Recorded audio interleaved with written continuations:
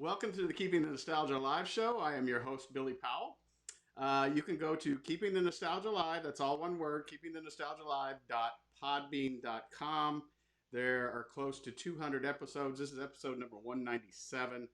Our guest today is Dick Ray. Dick, thanks for joining us, but I will say this before we start.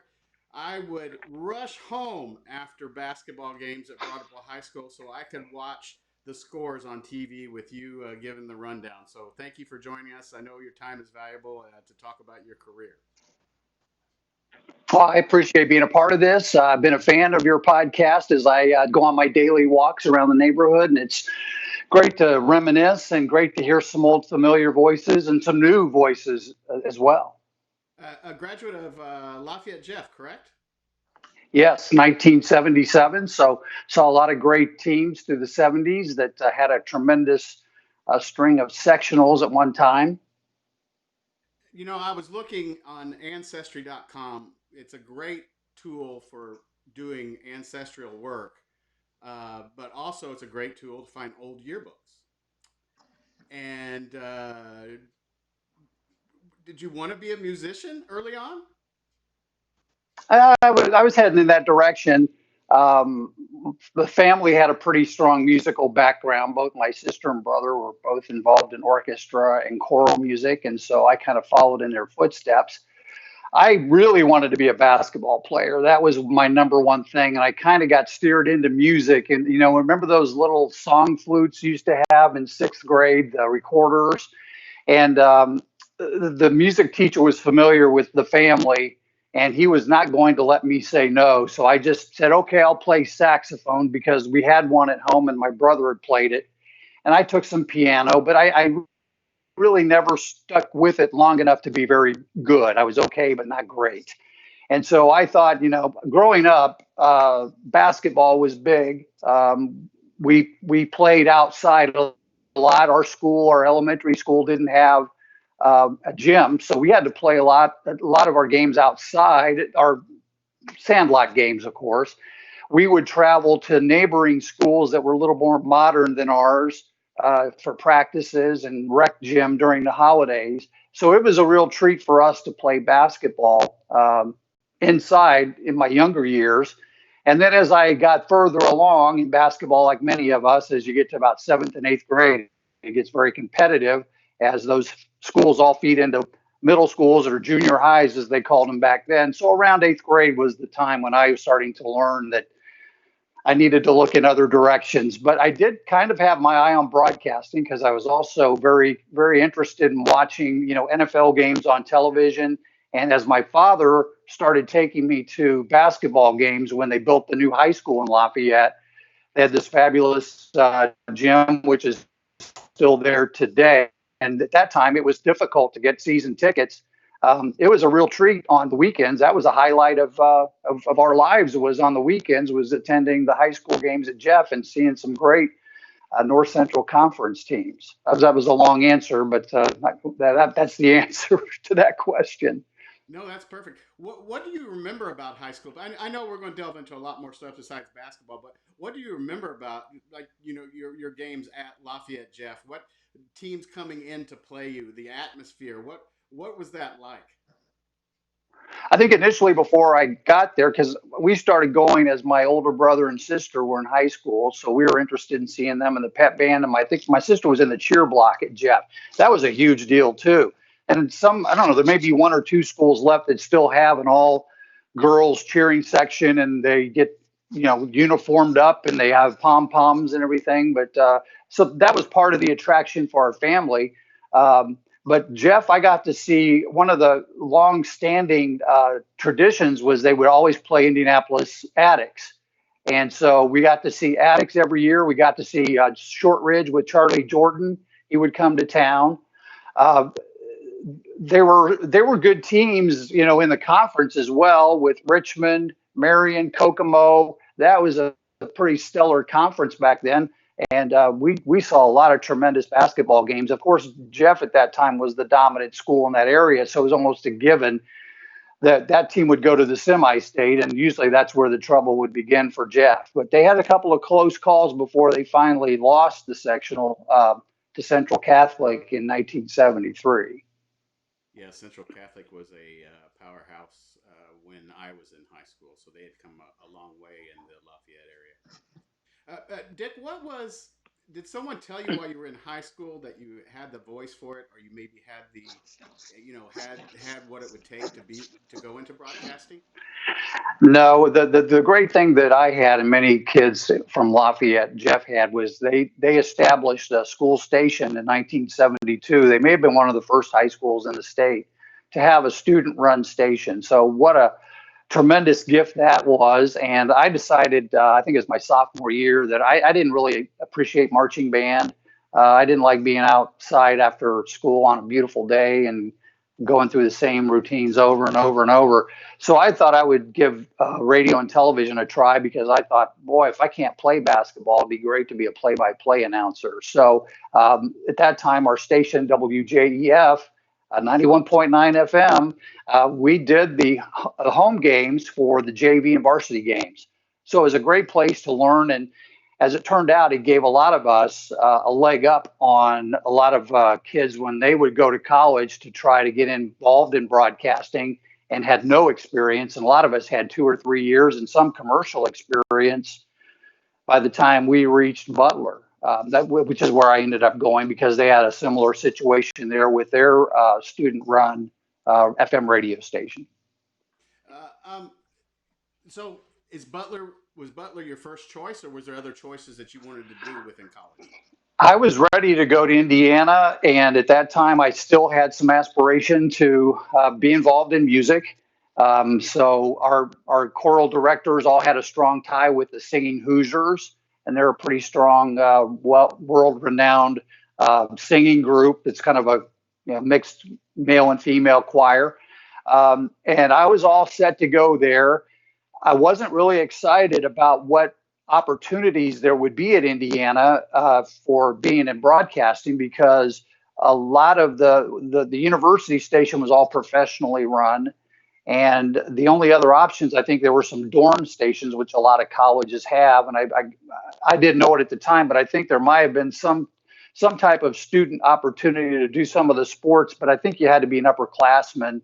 And I was already doing big time high school games as a senior, and gotten fairly proficient at, preparation and knowing what it took to do a game.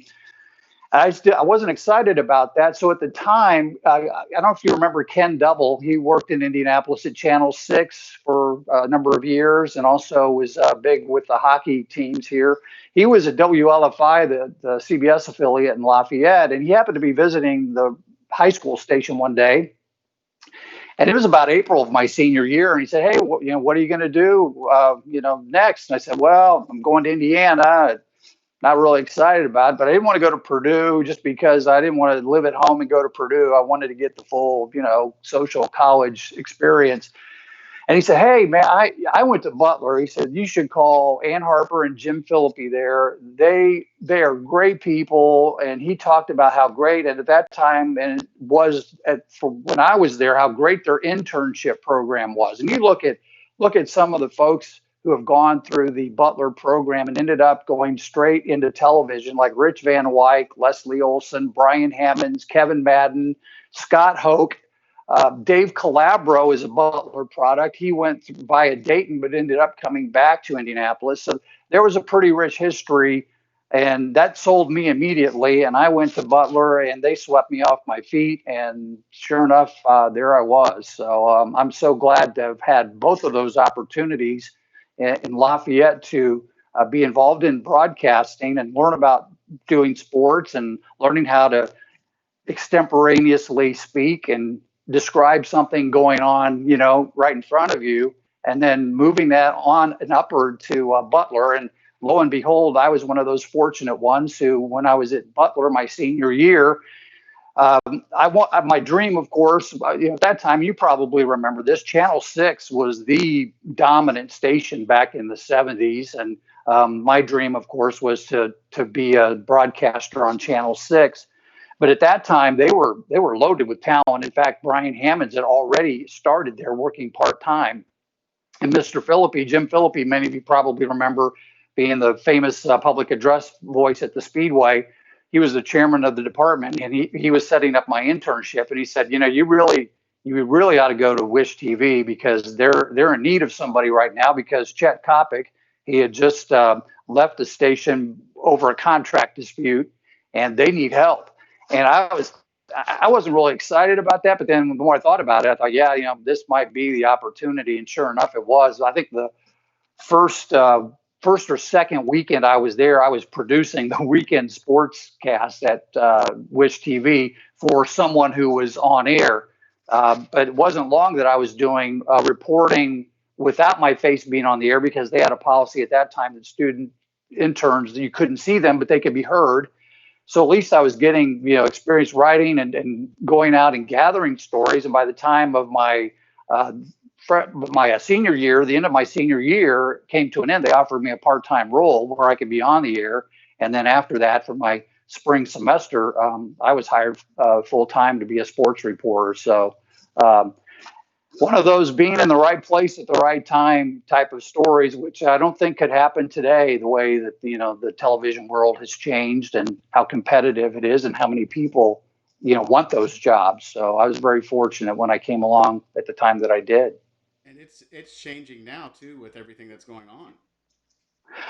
Yeah, we didn't have when I started, of course, back in my day, we had the old typewriters. So you'd start out and we'd be in these smoke-filled rooms and typewriters pounding and radio scanners going, and you're trying to focus on trying to write a story. You got people that are shouting across the room and somebody having a joke over here on somebody else, and you had to really be focused to meet deadlines. So there were a lot of great lessons learned.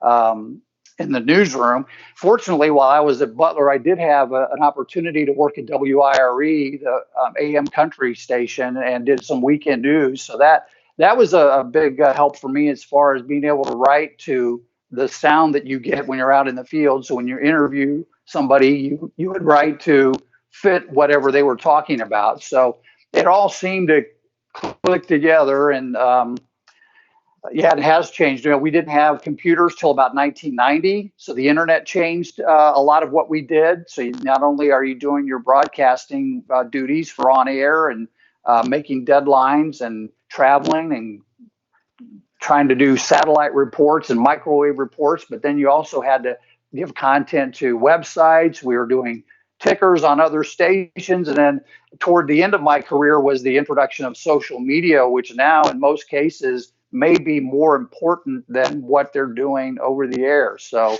the role of a reporter has dramatically changed. Many of the sports reporters now in Indianapolis are what they call I forget what they call them now, MMJs, multimedia journalists, and so they're doing it all. They're shooting their photography, they're editing their video, and writing stories. They're publishing it online. And at that, when I was in broadcasting, we had a photographer that would go out in the field with you, and all I did was hold a mic and maybe hold a recorder, and I would go back and listen to it, write my story, and he would edit it, and I'd just sit back and relax. So they're working really, really hard right now. What were some of your favorite announcers growing up and as you were getting into this field? I mean, and also a second question. So, and did you stand in the mirror and project yourself, or try your stuff out and feel silly doing that? How did you kind of prepare for the stuff that you do? I don't recall. I know at Butler we were encouraged to take a tape recorder up in the rafters at Hinkle or up at the Butler Bowl and do a demo tape, and then someone would listen and critique you, and then you would be approved to go on the air. And I may have done that once at Butler, but I'd already had 3 years of doing radio of football and basketball. So I was approved for air rather quickly. But some of the announcers that I really, really looked up to, number one was Joe McConnell, who was the Pacers voice for many years. And he went on to do the Bears games. I think he announced Walter Payton when he broke the record. And he went on, he did some Vikings games, he did White Sox games, and the White Sox happen to be my favorite team. So that made him even more of a lock to be one of my favorites. I also love to listen to Jerry Baker. I like Don Hine when he was doing the Pacers games on Channel 13. I always thought he was funny and just kind of loosey goosey and made the games enjoyable to watch and listen to. Um, it was only later that you start to realize the brilliance of other broadcasters that are out there now, like Jim Nance and Marv Alberts and some of the national guys. But those were some of the people that I thought were really, the people that I looked up to and wanted to try to emulate. But the thing about being in broadcast is you need to be your own person. So you have to be careful if you try to imitate somebody else. I have a lot of respect, of course, for Don Fisher. I had the opportunity to work with him at Wire, so I got to know him there. And growing up in Lafayette, I wasn't exactly a big Indiana fan of their sports because I was kind of around the Purdue scene a lot. So I knew a lot about Purdue and was a diehard Purdue fan. That kind of changed as I matriculated on to Butler. But Don Fisher, man, what an incredible career and longevity he's had. And I don't think that guy's aged a bit since 1980 when I was around him in the newsroom at WIRE. And he allowed me to do some fill-in work for him. I got to do a lot of different things at Wire Radio. I got to do traffic reporting, state house reporting. I covered, death and murders and you name it. So it was just a well-rounded opportunity there. But I got to meet a lot of great announcers. Sid Collins. Boy, I would sit at home and listen to the 500 broadcast with the little Indianapolis Star scorecard and keep track of qualifying and the race reports. And there were just a lot of great. I think we were blessed to grow up in Central Indiana. This is a tremendous market for broadcasting. So those were great years. It's as soon as you started talking about Don Fisher, I heard the spittoon with Mark Patrick. Yeah, Mark. Mark and I, we go way back. It's funny. We not long ago, it was maybe 2 years ago. I was watching TV and somehow we started texting each other. And I said, "How did you know I was watching the state final? It was the high school state finals." And I think he was watching them in North Carolina or wherever, South Carolina, where he lives now. And he goes, "Because that's who we are." So, we've had a lot in common, and those were some great fun years. I got to work with a lot of great sports teams at Wish. Ed Harding, Jim Barber was probably the first group that I was part of. And then with Vince Welch, Mark Patrick, and that was a strong group. And so I look back on those years, and we did have a lot of fun. We did a lot of goofy, zany bits, and we tried to keep it light and knew when to be serious. But yeah, he was a very talented and very, very spontaneous character on television. And those are the kinds of guys that succeed. You got to distinguish yourself and have something that makes you stand apart. In sports broadcasting, what were some of your favorite? Did you enjoy high school sports? Did you enjoy college sports? Did you enjoy pro sports? Which one did you like? All right, I could go do this today. I liked it all. I think that's what was neat about the seasons you could go through. I really developed a great love for football just because I think football is more. I don't know, this is more spontaneous or crazy things that happen in football games that don't always happen in basketball. You'll get the occasional, crazy 3-point half court shots that go in. I really enjoyed covering golf. I enjoyed that atmosphere. I loved covering the Mayflower LPGA Classic that we had in Indianapolis for a number of years. I've always loved basketball, though. I think that's where it all started. And I should mention that I was very fortunate, if I didn't mention, that my dad was really the one that got me to the venue where I got to see live sporting events. And it started with me keeping score. I've still got my score books with me today from the late 70s and the early 70s and late 60s. And it's funny when you go back and look at some of the names of some of those teams that we were watching, like Kokomo Hayworth. I married a woman from Kokomo. I'm friends with some of those people who at the time I had no idea, at that time that our lives would be intertwined later. So I do have to give a lot of credit to my father to take time, to take his son to the ball game, and he played at Patricksburg, which, by the way, you had a guest on recently, Chad Tucker's dad, Al Tucker. They both went to the same high school in Owen County, so I wanted to mention that was a neat coincidence. But I'd known that, but I think Al Tucker went to Patricksburg maybe 3 or 4 years after my dad. But they knew each other just from the small community that it was. But I give a lot of credit to my father. There's going to be a lot of people that are going to watch this that aren't from Indiana. Give them just a little bit of an idea of what it's like to be a broadcaster and cover Indiana high school basketball. It was, think about the RCA Dome and covering a game where there were 60,000 people or at Hinkle Fieldhouse, and you've got all those different colors, and it's jam packed on a Saturday morning, and you have all this excitement and electricity in the air and screaming girls when the teams come running out, living and dying with every possession, heart pounding excitement at some of the end of the games where you barely stand up because you don't know what's going to happen. The thrill of following your team and the caravans of cars that would follow teams during the regionals with cars painted, balloons and horns honking, pep rallies after state championships where people would be up well after midnight in a packed gym celebrating a championship.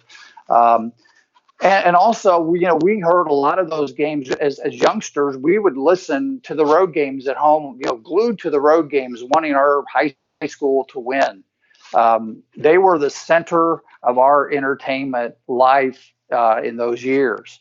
And they were excited. You remember the brackets? The brackets for the high school, they were just like they do now for the NCAA Final Four. And I'm not so sure I think maybe Illinois claims the Final Four, but I'm not so sure that wasn't something that Indiana had first. I know somebody smarter than me might know the answer to that, but I think a lot of that excitement, the brackets and all that came from Indiana.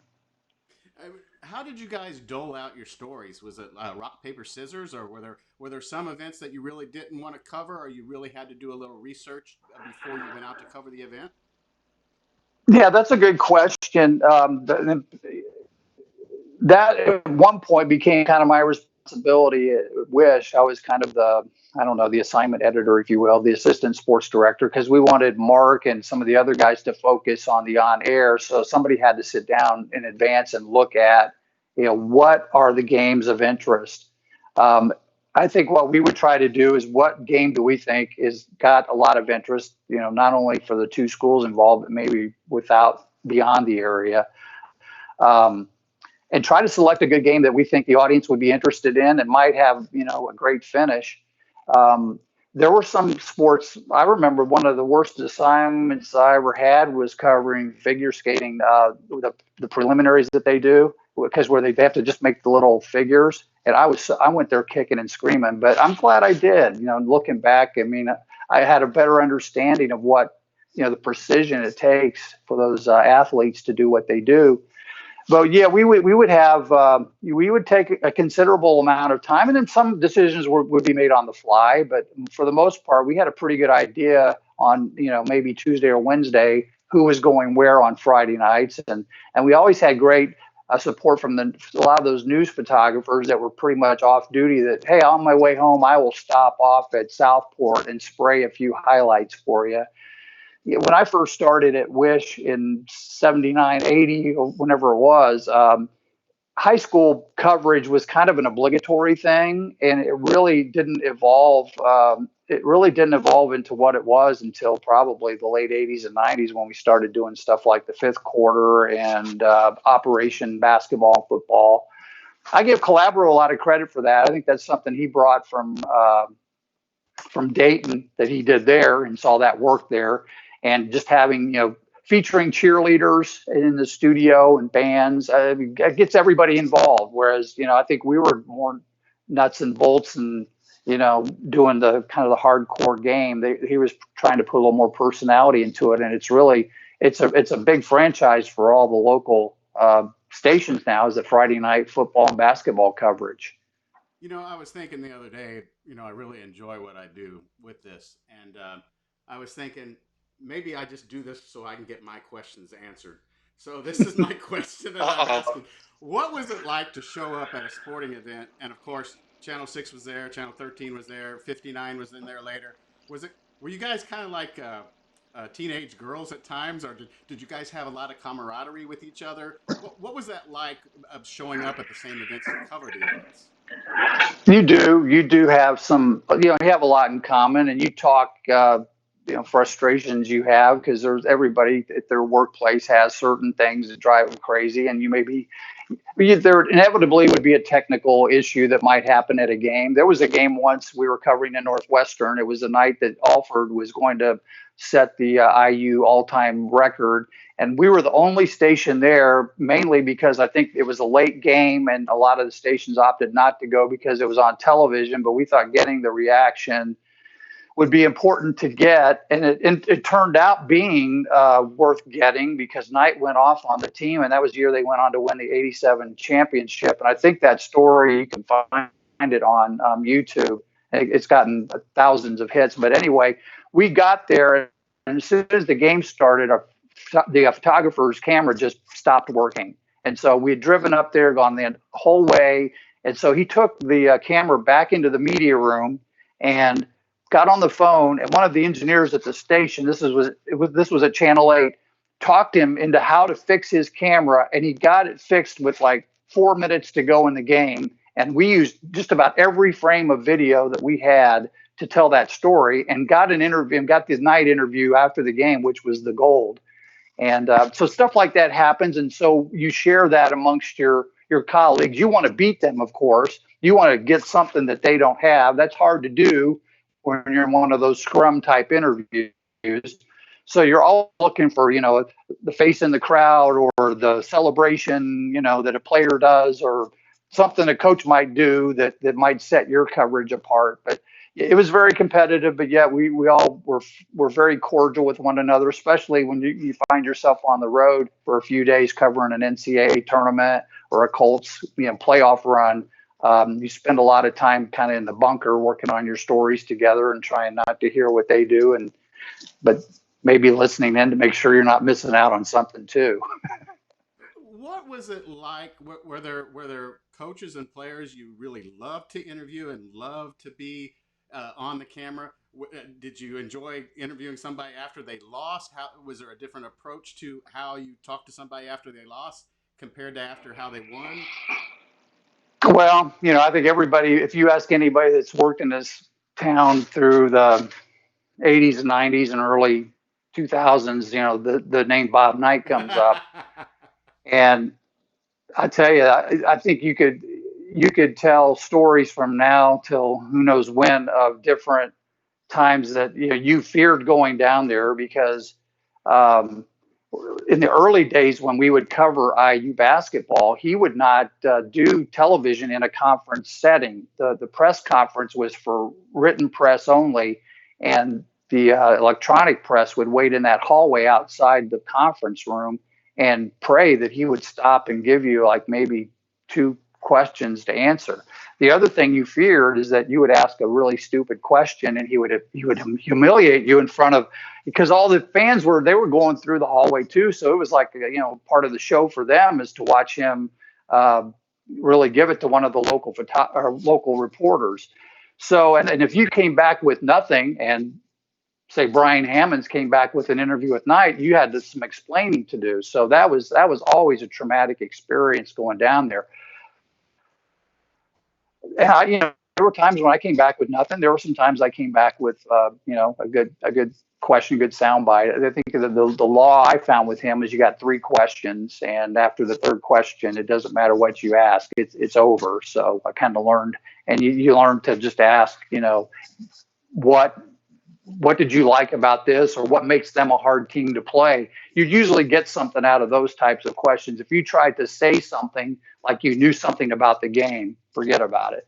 So I enjoyed a lot of the high school coaches. I remember Tom Stevenson at Chittard was always fun to interview. He was a character, and they had a nice run there in the '80s. Um, I posted something recently about Ed Siegel. He was a he was great at Pike, and he was exciting to his teams were always exciting, and he always had a lot of good things to say. He was fun to go to practices uh, and cover because he'd come over and spend time talking. Same with Basil Mobby from Connorsville at that time, and Basil ended up being my future brother-in-law's coach at Kokomo. So that's another story in itself. But so I got to know Basil pretty good over the years. But he would always come over and forget about practice. But he'd be sitting there talking to you, and then all of a sudden he'd break out, "Hey, get over here and do this!" It was really fun to watch him just totally break character and go back to coaching after talking to you real nice and softly. Um, I had a lot of good relationships with the high school coaches. Steve Whitty is another coach who was always very cooperative with the press. Um, Always going to the Wigwam was fun with Coach Held and Ron Heklinski and Doug Mitchell at North Central. I could go on and on and on. I probably left some folks out, but those were fun times. Those especially tournament time when you come rushing back and try to get your story on, and get some of the reaction back in time for the 11 o'clock news.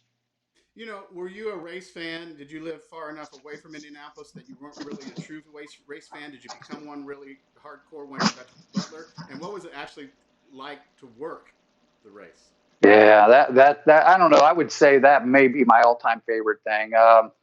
I was a race. My folks took me to the track in 1966 for the first time. I think I was 6 years old. It was first day of qualifying, and on that day, there was a driver that was killed in a qualifying attempt, I believe, Chuck Rohde. And we were sitting along the tower terrace, and there was a guy sitting in front of us that had a little bit too much to drink, and he ended up losing his cookies, and it got all over one of the women sitting around him. And I thought, wow, this is an incredible place. So that left a mark on me. I thought, this is really wild. Look at all these people. And some of them are acting really bad too. But the cars and the colors, and I would listen to the radio for many years, and we made qualifying a pretty much a tradition. Either we would go or a friend would go. So we would always be connected to the race. And then, of course, Butler, it would always turn out that the practice would start during finals week, but we'd find a way to sneak out there and maybe go up and turn forward, see if we can catch Mario going by really fast. And at that time, they wouldn't kick you out of the stands. I got to see my first race in 1980, and that began a string of over 30 races in a row that after that I covered.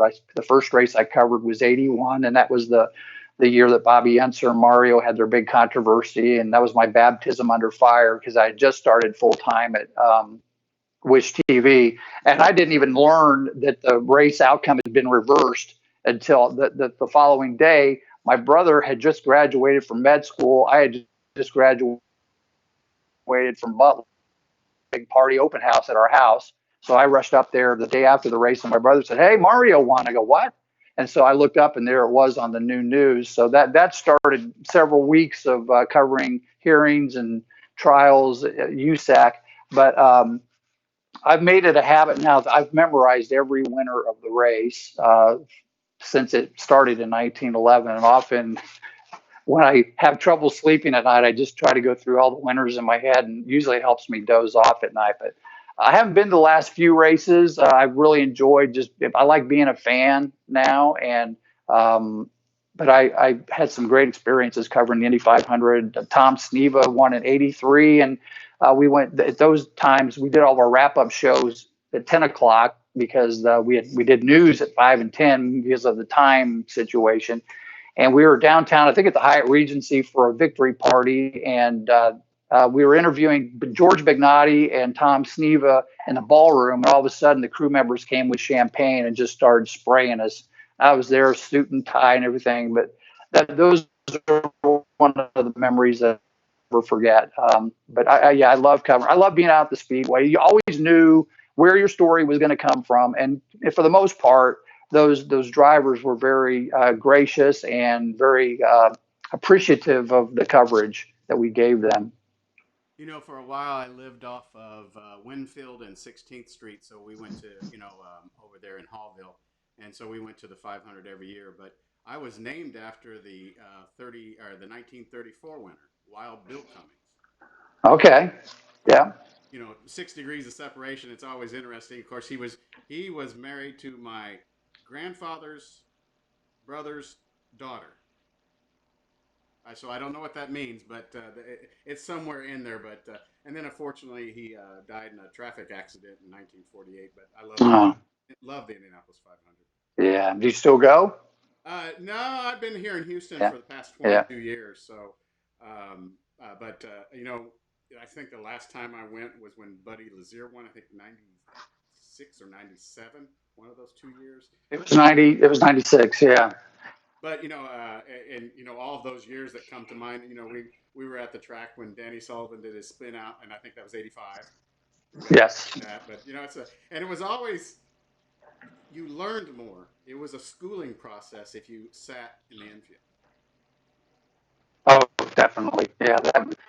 You saw all kinds of different behavior, and there's stories we probably can't tell today, but He, I think you see it all. yeah, The snake pit was alive and well during my college days. I didn't get to spend a lot of time there because I was working, but you would pass through there occasionally and get a taste of what was going on. Yes, absolutely. Um, yeah, I was going to mention something about one of those years. Although the Zier race was one of the years that I missed. It was the first time I had missed since 1980 because of the split that year with CART and the United States Auto Club. So they sent, and we had a relatively new, I think we had a different composition in our sports department that were new to the race. And so they knew that if it would make more sense for me to go with the CART people because they knew me, and folks stayed back and covered the race since they'd been there all month. So that was odd to see the race from afar. And the race that I went to, the US 500 in Michigan, where all these, there's Al Unser Jr. and Michael Andretti, and they called them the stars of IndyCar. Well, they had this really bad pileup on the very first lap. And so we were all kind of laughing to ourselves that here these guys were making such a big deal that they weren't going to be in Indianapolis on race day, and they pretty much messed up the start of their race. And then they let them fix their cars and let them go back out and race, which back in the day in Indy, they couldn't do that. So we just thought, boy, this is a travesty. But anyway, that was quite that year was very trying to cover because we felt like we were in the middle of a divorce, and we had to bop back and forth between covering, the guys that were trying to make it and be the up and coming American drivers, and we had to also try to cover uh, the Penske's and the Chip Ganassi drivers and all the established Patrick drivers. Um, it was difficult and kept us busy. so how is it like is it like professional athletes? Did you just did you feel like your run at Wish was done? How do you move along in the broadcasting profession? The reason I left Wish mainly was I think it was just I needed a change. I've been there 17 years, and I'd gone back from being more of an anchor person. I was anchoring weekends and filling in for Mark at that time, and I had an opportunity to get more into a management role, and I'd been asked to go back to being more of the reporter type at Wish. So that meant a lot more road trips, and we just were about to have our second son. So with two young kids and being gone a lot on weekends, not only gone from home but gone from town. I kind of wanted to see if I could find something where I could find a new challenge, just for number one, a change of scenery, and just to be able to be closer to home. So there was an opportunity at WTHR. They were really making a big commitment to their news department, and so and I pursued them. They didn't pursue me, and after a few months, we finally were able to work out. I was concerned, that it might be walked out the door, but it worked out. Where Wish let me finish out my contract, which was about to expire, and I went out that door and right into another one. So got to stay in my favorite place to cover sports, and got to be more of kind of a co-sports director with Dave Calabro. He was the sports director, but I was the sports executive producer. So I got to do a lot of the on-air guy really shouldn't have to do. So that was like attend management meetings, plan budgets, plan road trips. Well, there's a lot of logistics that go on behind the scenes. You know, when you're on the road to get a satellite truck from another station and purchase satellite time, flights, hotel rooms. A lot of those logistics have to be worked out. So that was one of my roles as the sports executive producer. And I still got to fill in from time to time. And slowly, though, I started working my way back on the air there. And just it worked out where toward the end, I was on the air pretty much like I was at Wish TV again. Did you think you were going to be in broadcasting for your whole career? Oh, that's a good. I think we all do. I think you know when the time has come. Your priorities change. You know, family becomes more important. And I think you do. I think it's easy to get into a rut when you stay in one place for a long time. And to me, you know, might seem this might be mundane. I do this every year. Well, a new fresh face might come in with a different perspective or a different angle on it to make it more appealing to a broader audience. And that became more and more important in news and sports coverage as the years went on, is that, you know, people started finding other places to get their information. ESPN originally wasn't widely distributed because, you know, in the early days, there wasn't a lot of cable, even in Indianapolis. So people were still relying on local news. But then slowly, you know, you could get stuff instantaneously. More games were on the air. A lot of times we went to the IU game because they were, you know, they may not have been on TV that night, or Purdue. It was rare, but it happened on occasion. But there were some nights, especially Butler at that time, their games weren't televised on a regular basis. So that's what folks relied on us to give. But now anymore, just about any game, if it's not on television, you can usually find it streaming someplace, and people can get the scores immediately. And we just live in a different age now. And so if you look, you know, back in the day when we were working at Channel 8, we were getting sometimes up to 8 minutes for a sports segment. And today, I don't know if they're allowed to go beyond 2 minutes. I think two might be the max that they get. You can hardly say hello and goodbye in 2 minutes, but somehow they managed to get something in there. So, yeah, it was time. And, you know, again, I think for me, it all, as you look back, it all makes sense. It all, one thing led to another that led to another. And here we are. Were you always looking for opportunities, or did you have opportunities come and look for you? A little of both. I'll be honest. When time kind of came to an end at WTHR, I was scrambling a little bit to find a new place. Um, it worked out where a colleague of mine that many of you probably know, Chris Denary, told me about an opportunity at Methodist Sports Medicine. This was about 2005, and Chris had worked there prior to me as a marketing and outreach director.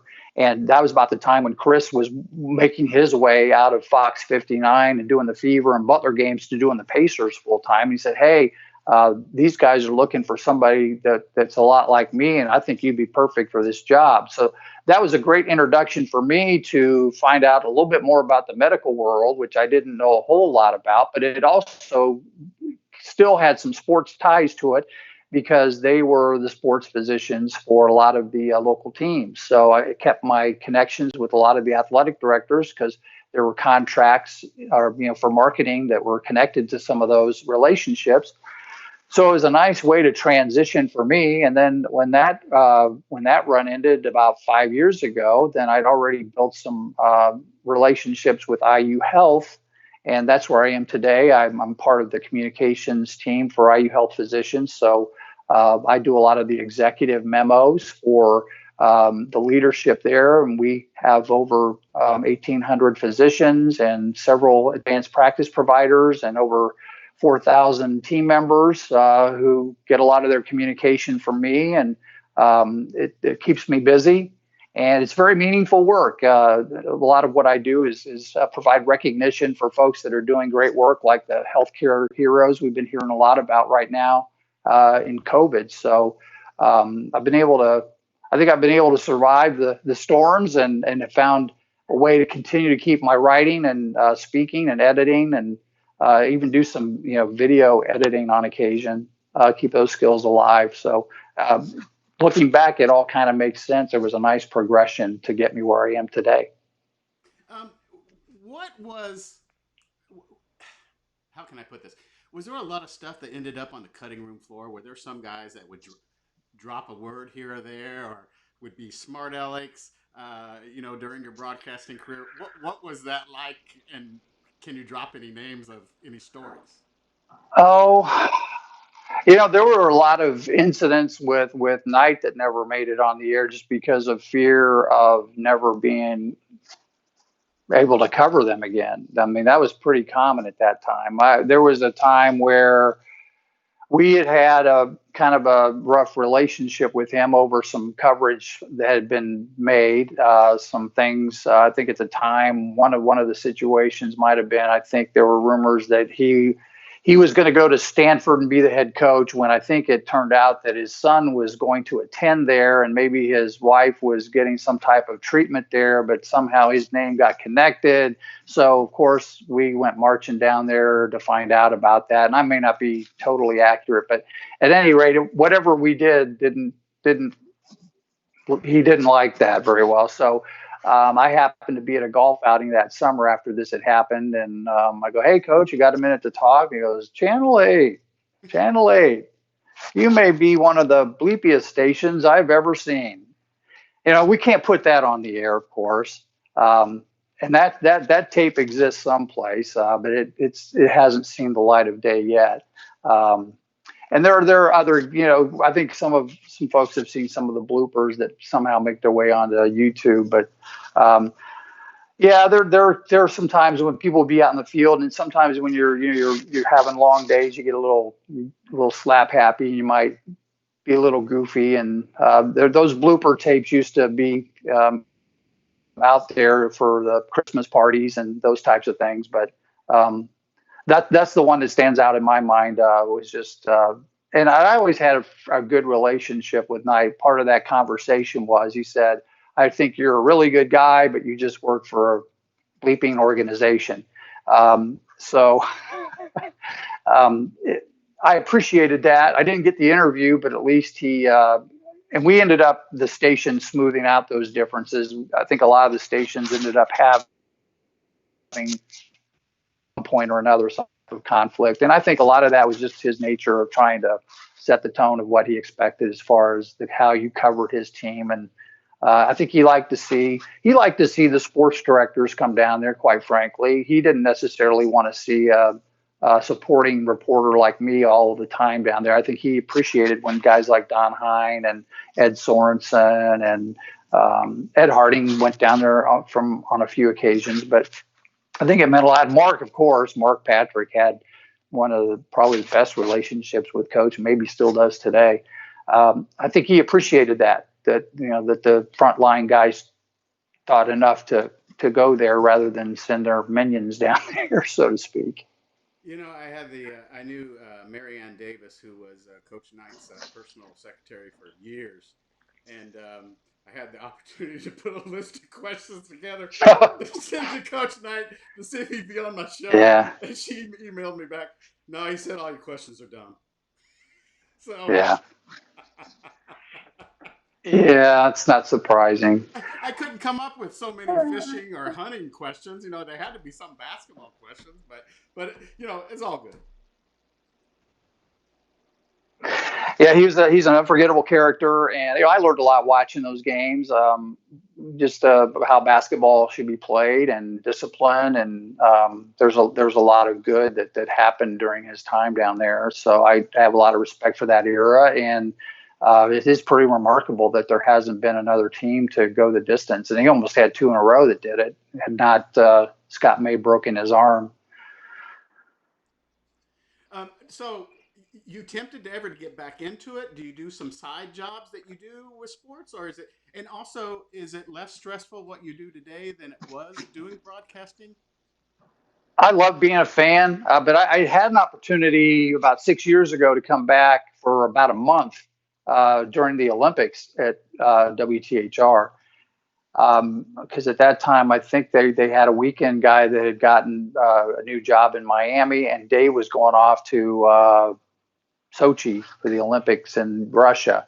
And I think there was an all-star game coming up that the Pacers and a Daytona 500 all happening. So with Rich Nye, that was a lot to ask him to try to juggle all that. So they had me come in, and I was fortunate enough that Methodist Sports Medicine would allow me to do some moonlighting. In fact, they encouraged it. So that was a fun deal. But that's the last time I've been on. I suspect was the last time. Even then, and I'd been away for probably 3 or 4 years. Things had changed so much with technology, with video editing. And I mean, I knew enough to be dangerous then, but I don't think I could do it now. I mean, without being schooled. And a lot of places don't have time to stop down and teach you, the basics. That if you don't know how to hit the ground running and be a one-man band, you're not as valuable as just a pretty face that reads the teleprompter. Before going on the air with your segments during the broadcast in the sports, were you nervous? Were there things that you would do that would calm you down? I've interviewed a couple of musicians, and they take a shot of Jack Daniels or a shot of vodka. But of course, we're not going to do that at Wish or WTHR. But how do you kind of calm yourself down and pay attention to possibly something going wrong?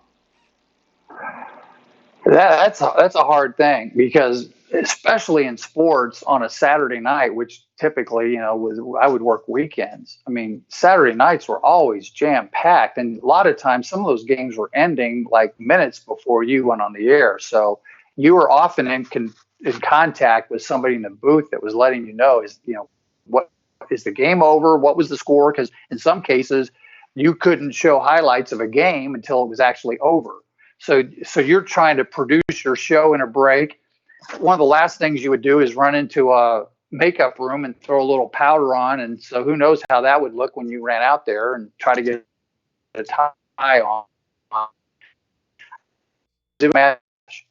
Sometimes, Dick Ray to the studio, because, your time was now and you weren't there because you were scrambling to get there.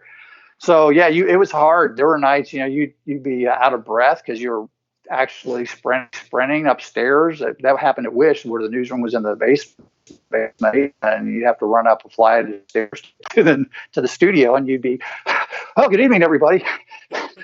Tonight, it's one of those things. But there's adrenaline when you have those bright lights on you, and it's great because it keeps you excited, it keeps you on edge, it keeps you focused. And there inevitably would be nights where there'd be some technical issues, but some of those, you look back, and some of those those disaster blooper shows, some of the most memorable and funny that people remember you by. So you see some of those not necessarily with me, of course, because I know, but those shows, I think the viewers like to see that sometimes, but they also want to be informed. But yeah, there's a lot of adrenaline that goes into that moment, and if you don't have excitement and adrenaline, you probably shouldn't be doing what you're doing. Well, Dick Ray, I think we just covered the iceberg.